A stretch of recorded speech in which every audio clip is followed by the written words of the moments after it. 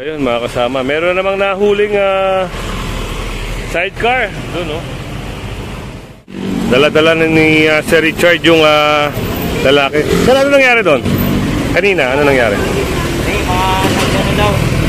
Makbo ba? May mga tinamaan na sasakyan, may tinamaan. Kasi sa ibig sabihin, kung nakuha na niya yung ticket niya at hindi pa inalis, alam na niya, may consent na siya, nanatikitan siya.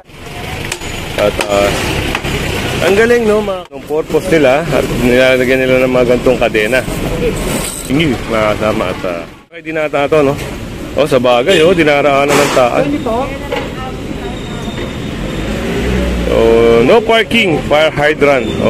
Meron pa silang signage, no? Pero Barangay ba? Sige, kami na lang magpapalik sa barangay. Ayun, sa barangay pala to.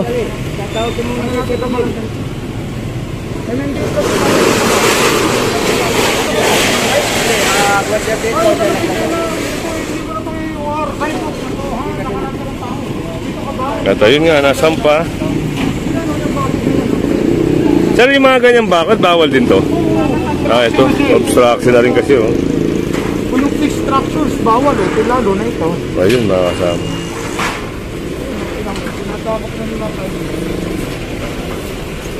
Itong mga chain, no? Yung mga kadena rito. Ang tanong dito kung anong purpose nila at nilalagyan nila ng mga gantong kadena.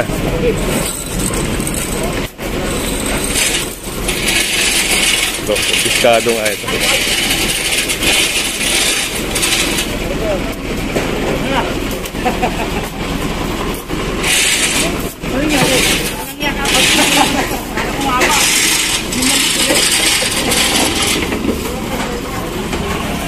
So yun, at tinatali na, no? Tinatali na nga ito.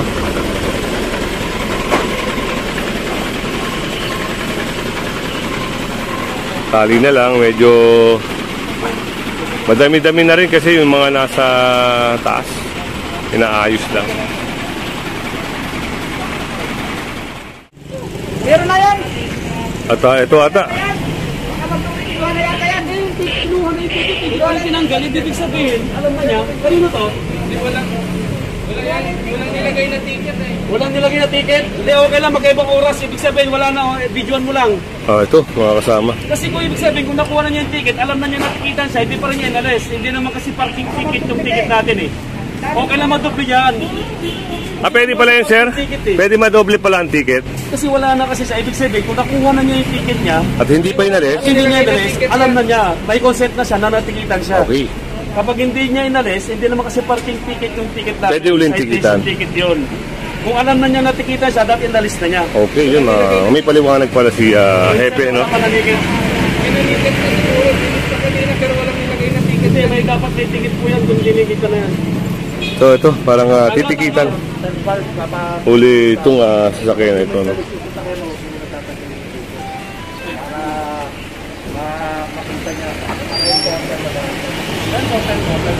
Pero kung wala talaga yung tao, at kung nandun yung tao, yun ang pangit kasi ibig sabihin, hindi pa rin niya inalis, para ginawa niya ng parking ticket kung ticket natin. Tikitan. Yun, titikitan ulit ito, mga kasama. Hindi po. Gawa na nga, natikitan na pala at hindi inalis. So, ibig sabihin, parang ayaw niyang alisin. Ngayon, titikitan ulit ito. Si Sir Kakbay na magtitikit dito. So, walang driver, so unattended, mga kasama. Medyo mabigat-bigat, no? 2,000 para sa violation ni Kuya na illegal parking.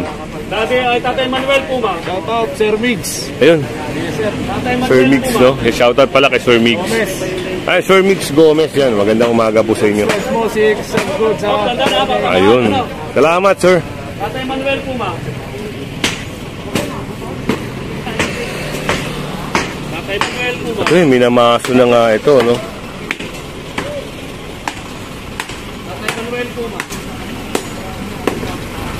So, punta lang natin to habang nagtitikitan ni sir yung kotse na ito. At ang galing, no, mga kasama, kasi talaga namang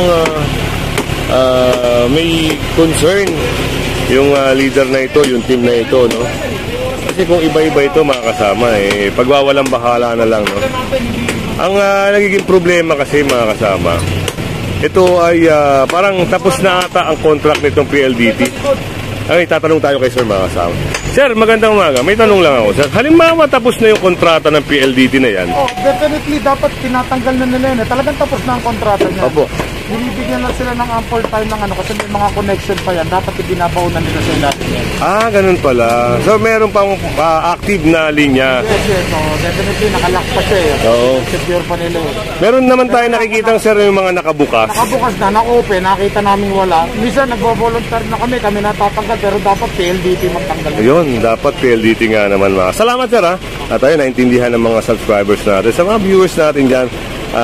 Kung ano yung napapaliwanag ni Sir, yun po ay tama, no? Kasi sa pagsama natin sa MMDA, alam niyo ba na marami tayong natututunan na mga hindi natin alam na batas. So, kaya nito, nagpapasalamat tayo mga kasama at marami tayong natututunan dito. So, yan. Balik tayo dito sa paninikit ni Sir, no? Yun, natikita na. Papakita ko lang sa inyo mga kasama. Yan, dudu-por. Medyo mabigat-bigat. Unattended. Unattended. So, 2,000 ang babayaran nito. Mabigat-bigat. Hindi niya kasi pwede pakalaman ng barangay. Alam na namin yung saan yung pagkakalit na yan. Ginagamit na ba ito?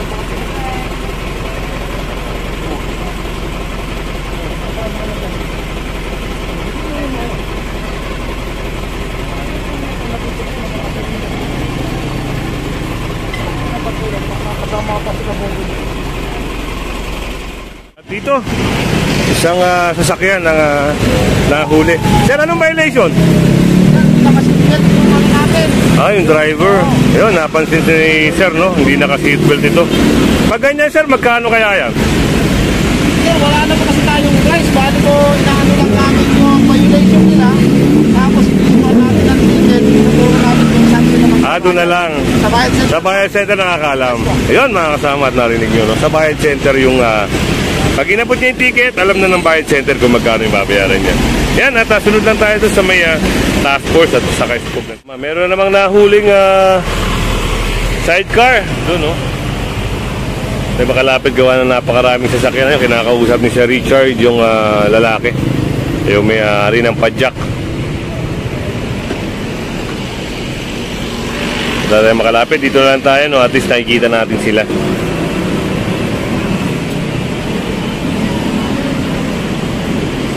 Tinatali ron, zoom ko lang, tinatali na ng scope yung sidecar sa taas, yung nahuli. At hindi natin marinig yung ano yung paliwanagan nila, no? Kasi mahirap tumawid. Tayo pa ay masagasaan. Yan, ito ay operation, no? Legit operation, no? Para nga dito sa clearing na ito. O doon, clearing. At siyempre yung mga naka-illegal park kasama na rin. At ito, yung sidecar kasi mga kasama. Ito yung nireklamo sa area na ito. Nagkakaroon ng mga insidente ng sasakyan, no? Nababangga yung sasakyan, nagka-counterflow itong mga sidecar na ito. At bukod doon, yung insidente ng hold-upan, gawa ng, ayun, parang inaaresto na ata. Parang inaaresto mga kasama. O isasama siya. Hinawakan si Richard eh. Hindi na tayo makatawid, no? At pasensya na kayo. Talagang hindi ako makatawid gawa na napakaraming sasakyan. Kaya sasakay na rin siya. Ayun, hinawakan ni si Richard mga kasama. Sunod ko lang Ayun, pinapasakay siya sa truck. Baka nga ito'y pa-aresto.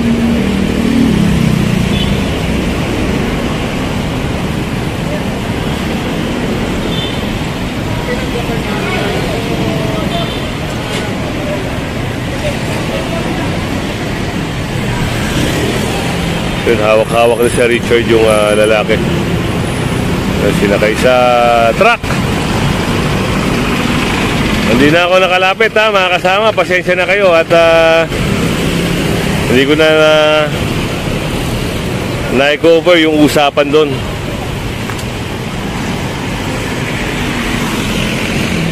Mamaya na lang, tatanungin na lang natin si Sir Richard. Pero yung lalaki, ayun, nasa loob ng truck ni Sir Richard. Dala-dala na ni Sir Richard yung lalaki. Sir, ano nangyari doon? Kanina, ano nangyari? Mga nagano daw. Tumakbo ba? May mga tinamaan na ano. Sasakyan, may tinamaan. So, yun.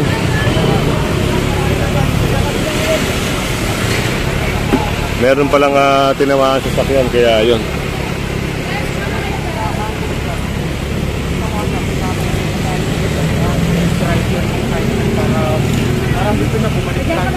Sila na illegal na rito sa ano. Anong pagkas? Yung dalawa. Kasusuan mo. Mamili ka ba ng sore o ano ba? Kayo pa'y matapang. Hindi na po pupunta. Ha? Hindi na po Ikaw pupunta. sabi mo na ganun, binatong pinainom ko ng payo. Tatay, pasok lang tayo, sir. Ikaw na illegal, ikaw pa ang matapang. Kasi, kuya. Ano naman yan pare? Siyempre, yung sinasabi mong verbal, yung sinasabi sa akin, magkakaroon tayo na rating yan. Hindi kasi pwede yung sabi-sabi lang. Kasi ano na rating, siyempre, pipirma mo yun, di ba? Para yung kasi mo, mayroon din yung panghawakan, di ba? Mahirap na eh. Ito kasi mga kasama, si Sir ay natamaan ng payong ngayon, no? Patal sa rating. Nabato ng payong, kaya Ayun, kung nakipag-usap ka naman, kumuha ka ng rating na statement natin. Oo, ako naman, tao lang naman din ako. Tatanggapin ko naman. ayun, Alam ko naman na ikaw din naman yata yung nasa ng pamilya. At hindi yung anak ko yung tao nang nilipit kasi tulad ko rin ikaw na walang wala rin. Nagkataon lang siguro may trabaho. Yun na naman sa akin talaga. ito yun, gagawan sila ng ano dito, ng documentation, no? Na hihingi siya ng paumanhin at pipirmahan niya yun, mga kasama. Wala yung gagawa ko. Kaya ganun, hindi naman ano ako. May pag-uusap pa lang. Buti nga kanina yung taxi, na, yung pula na Innova. Kaya nung dapat nabubundulin mo yon, binundol mo na yung ano, di ba? Yung barrier. Kaya nga yung kamay mo. Kaya nga nagano'n yung kamay mo eh. Di ba? Totoo hindi? Hindi ko kumalang. Diba? Ano po Hindi niya? yun. Yun, sa barrier pala tumama yung kamay niya kanina, mga kasama. Kasi kung binundol mo pala yung Innova, dagdag reklamo sa iyo. Bukod sa akin, meron pa sa Innova. No. Ano bang mangyayari dapat sa Innova, sir? Eh, dapat mong sasalpukin ngayon. And siguro, buka naman ang pag-iisip niya ito. Siyempre, iniisip niya, makakasila siya ng sakyan. Siyempre, iniisip niya, pera. Ang ginawa niya, ma'am, nung huminto naman siya. Kaso, alanganin ko yung hinto niya. Yung hinto niya, concrete barrier po yan sa may ilalim ko ng RT3. And then, yun, sumadsad po siya. Kaya po siya nakorno. At willing naman siya nakikipag-usap ng mga tao. Kaya ako naman, hindi naman ako yung tao matigas. Alam ko naman na inaasahan din siya ng pamilya. Bali, sir, ide-dokumento na lang, sir, yung pag-uusap nyo rito, no? Oo, yun lang. Basta yun sa amin dalawa. Yung hindi pwede kasi yung kailangan may kasunduan tayo. Kapit sa kapit tayo. No? Lang So, yun, mga kasama, at ide-dokumento na lang yung arrangement nila rito para maayos na yung problema rito. So, yun.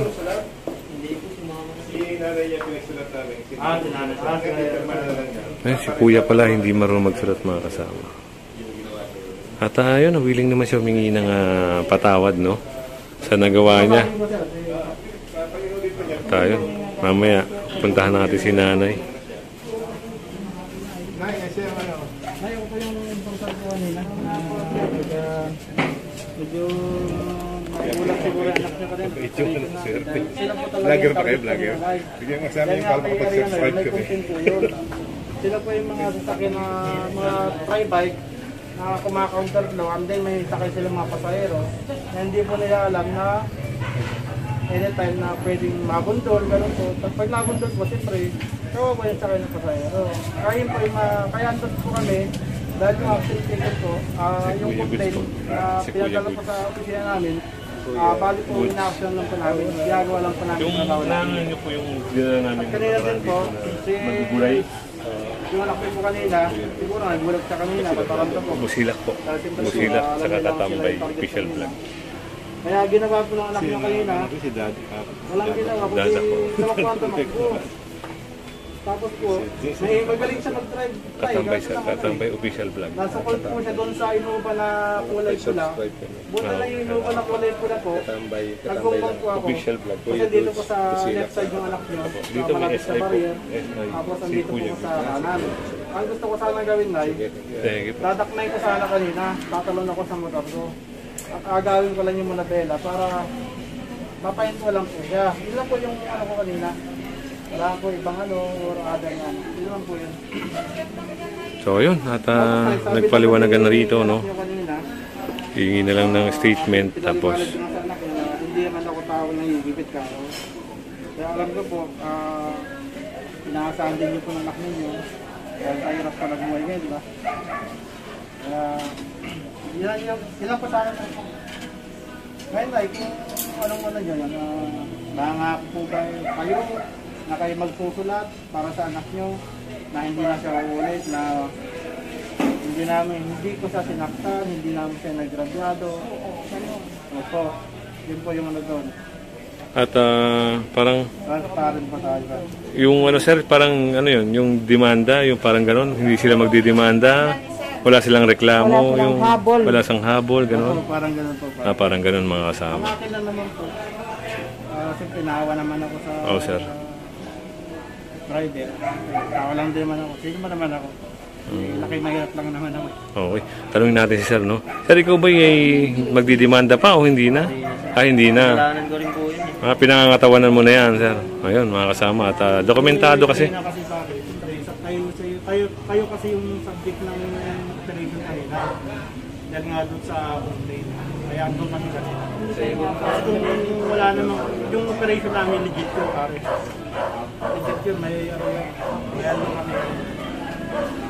Kaya yung mga kinukomplain na may sakay kayong pasahero na kinakauntas ko nyo, di ba?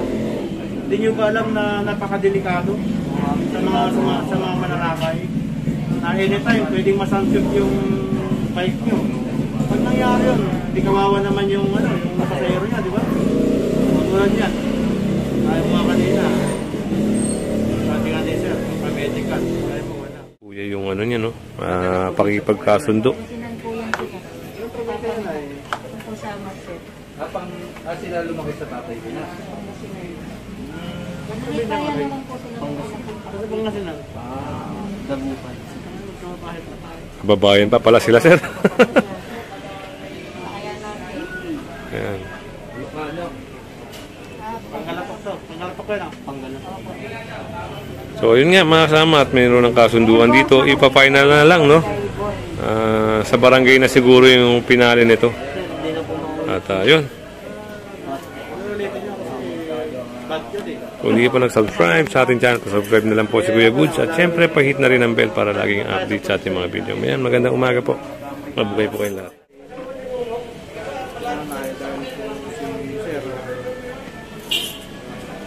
Pangalan mo kuya? Pero po siya. Sherwin. Hindi na po natin kailangan ng mga pang-instansya para sa essential license.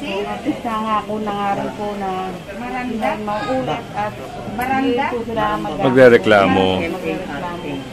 Baka kasi dahil mabaliktad din sa dito. At ito ha, may lagda po ha, mga kasama. Nilagda na nila. Yung date na lang siguro, no? Para Tapos pipirma din. valid, do. Ay, lagyan na dito lang po dito sa Yan mga kasama. At kailangan kasi pag gagawa ka ng mga ganyan, kailangan konkreto. Dahil ito po ay legal, no? Oras, yung mga ganyan. 12.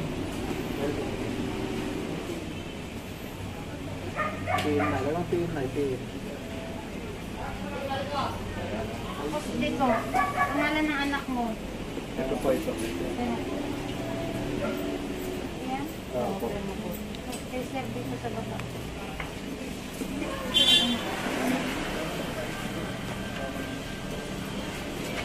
Ito po ma'am, dito. Nilagda na rin po yung sir.